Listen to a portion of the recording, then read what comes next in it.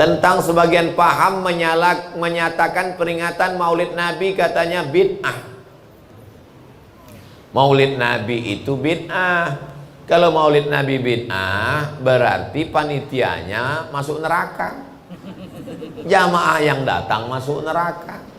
Yang paling panas nerakanya yang ceramah.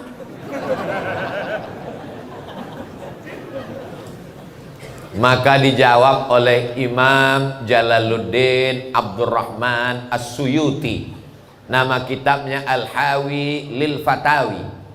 Imam Suyuti meninggal tahun 911 Hijrah. Mudah ngingatnya, 911, emergensi. Pertama, ayat A'udzubillahi minasyaitonirrajim. Wa dzakirhum bi ayyamillah. Ahli tafsir mengatakan, ingatkanlah mereka dengan nikmat Allah. Ingatlah umur kita, ingatlah harta kita, ingatlah anak kita. Itu nikmat Allah. Tapi di antara semua nikmat yang terbesar adalah nikmat lahirnya Nabi Muhammad sallallahu alaihi wasallam. Jadi kalau ada orang buat maulid, itu artinya mengingatkan tentang nikmat yang terbesar. Karena kita tidak pakai Muharram, Safar, Rabiul Awal. Kita pakai Januari, Februari, Maret, April, Mei. Abdul Somad lahirnya bulan Mei. Maybe yes, maybe no. Kalau nggak dibuat di maulid, anak kita nggak tahu. Kami lagi tidur-tiduran di Mesir, di masjid tidur-tiduran. Tiba-tiba datang orang Mesir. Halawa, halawa, halawa, halawa, halawa. Haram alaik ya Syekh. Apa ente jual manisan dalam masjid? Senyum dia. Allahumma sholli ala sayyidina Muhammad. Allahumma sholli. Saya tidak jual manisan. Ini hari ini mau Nabi lahir. Dagangan saya kasih makan-makan.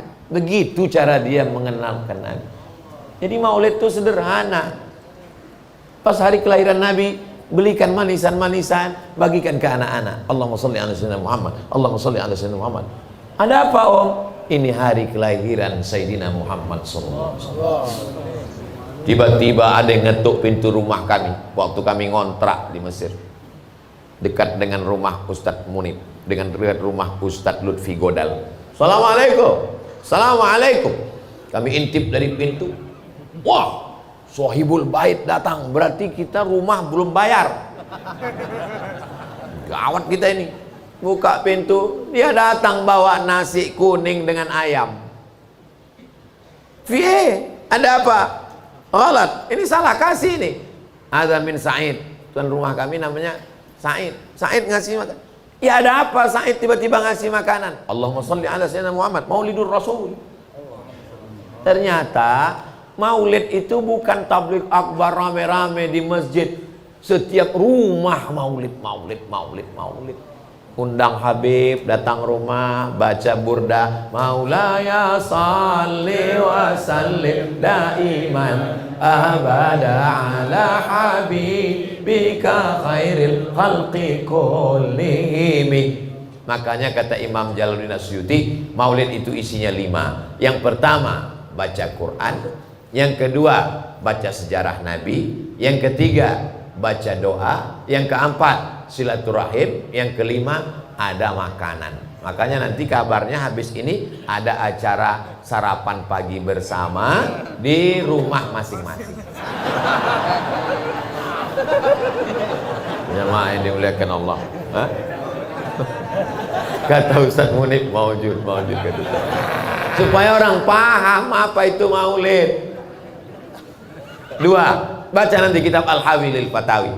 Pada tanggal 10 Muharram, hari Asyura, kita melaksanakan puasa. Betul? 10 Muharram puasa. Kenapa kita melaksanakan puasa di tanggal 10 Muharram? Karena bersyukur kepada Allah. Allah sudah menyelamatkan Nabi Musa dan menenggelamkan Fir'aun pada tanggal 10 Muharram. Pertanyaannya, Allah menyelamatkan Nabi Musa itu sudah lama kan? 3000 tahun yang lalu. Kenapa kita di Muharram itu tetap puasa tiap tahun? Kata Imam Suyuti, itu dalil boleh mensyukuri nikmat itu berulang-ulang setiap tahun. walaupun momennya sudah lewat. Dan syukur kita di bulan Maulid adalah dengan tablik akbar, bersedekah, bersyukur atas kelahiran Sayyidina wa Maulana Muhammad sallallahu alaihi wasallam. Pendalilan 10 Muharram itu diambil Imam Suyuti dari siapa? Dari Al-Hafiz Ibnu Hajar Al-Asqalani. Dua Al-Hafiz, Al-Hafiz Ibnu Hajar Al-Asqalani, Al-Hafiz Jalaluddin Abdurrahman As-Suyuti melaksanakan maulid dan membolehkan maulid. Al-Hafiz hafal 300.000 hadis buat maulid. Tiba-tiba ada ustadz hafal 3 hadis kalau laptopnya hidup. Kalau laptopnya mati hadisnya hilang. Mengatakan bid'ah. Saya lebih mau ikut Al-Hafiz Jalaluddin Abdurrahman As-Suyuti dan Al-Hafiz Ibnu Hajar Al-Asqalani. Kalau bapak mau ikut ustadz yang hafal 3 hadis laptopnya hidup, terserah. Saya hanya menjelaskan dalilnya. Manhajuna manhajul bayan. Metode kami hanya menjelaskan dalil. Yang mau ikut alhamdulillah, yang nggak mau ikut ya terserah. Berikutnya, ketika orang melaksanakan maulid itu adalah ekspresi kecintaannya. Maka kata Sayyid Muhammad bin Alawi bin Abbas Al-Hasani Al-Maliki, ahli hadis dari Makkah, doktor dari Al-Azhar, profesor, mengajar di Masjidil Haram.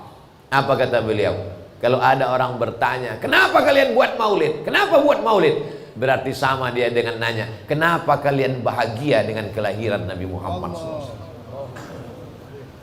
Apakah perlu ditanya, kenapa kau bahagia anakmu lahir? Kenapa kau bahagia kelahiran Nabi Muhammad? Malam Lailatul Qadar mulia, Idul Fitri mulia, baca Quran mulia, tapi semua kemuliaan itu tidak ada kalau tidak ada kelahiran Nabi Muhammad sallallahu alaihi wasallam. Al-Hafiz Al-Maqdisi, ahli hadis, bersyair, idza 6 bait. Idza kana hadza kafiran jaa dhammuhu tabbat yadahu fil jahimi mukhlida ata annahu fi kulli yaumil itsnaini abada yukhaffaf anhu al-'adzabu masruran bi ahmada fa kaifa billadzi tula umrihi bi ahmada masruran wa mata muwahhida. Kalau Abu Lahab saja yang dijamin masuk neraka, ringan azabnya setiap hari Senin karena senang menyambut kelahiran Nabi Muhammad, memerdekakan budaknya Suwaibah, apalagi orang yang beriman seumur hidupnya bertauhid dan senang menyambut kelahiran Muhammad sallallahu alaihi wasallam.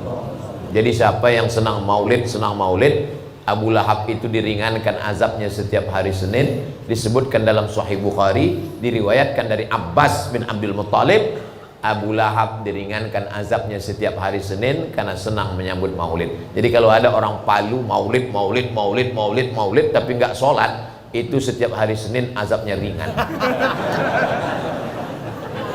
Dia satu sel dengan Abu Lahab. Kalau ada orang yang nggak senang maulid, lebih parah daripada Abu Lahab.